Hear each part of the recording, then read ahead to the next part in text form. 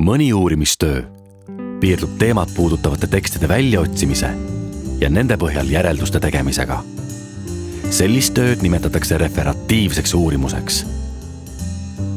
Referatiivses töös on kirjanduse ülevaade kõige pikem peatükk ja sellele järgneb kohe järelduste osa. Enamasti nõutakse sinult aga ka iseseisvat praktilist uurimust. See on see osa, kus sa ise andmeid kogud.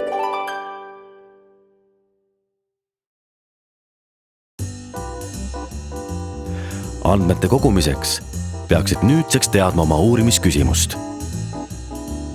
Sest uurimisküsimuse põhjal saad sa otsustada, millise metoodikaga on kõige parem oma küsimusele vastust leida. Näiteks munakoorte omaduste selgitamiseks võid sa A. teha keemiakatse või B. mõõta füüsilist jõudu, millega saab ühe koore purustada.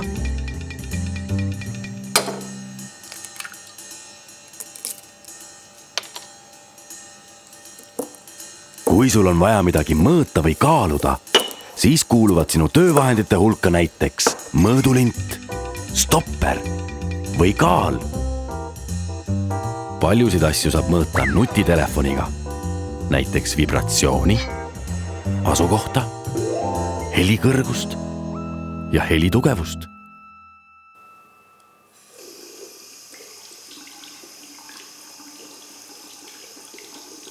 Tulemusi saab koguda ka vaatluse teel, seda nii varjatult kui avalikult.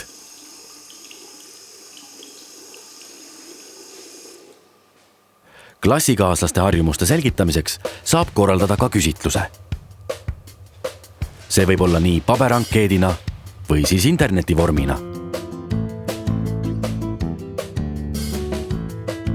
Küsitlust saad läbi viia ka suuliselt. Töö alles käib. Käsi kullas, perse mullas, nagu öeldakse.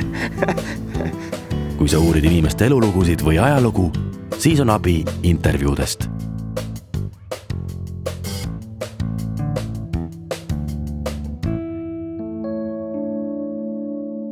Mõne uurimisküsimuse puhul ei ole mõtet hakata ise andmeid koguma. Selle asemel saab kasutada infot, mis on juba enne sind kogutud arhiividesse ja andmebaasidesse. Näiteks kui sind huvitab inimeste tervis või toitumine, siis vaata neid andmebaase siin. Eesti inimeste ja seaduste kohta leiad andmeid Statistikaameti kodulehelt ja Riigi Teatajast.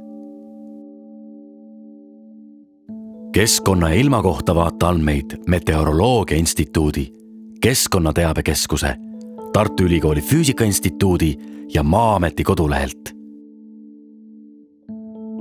Andmebaasid on olemas näiteks filmide, ajaleheartiklite ja kohanimede kohta.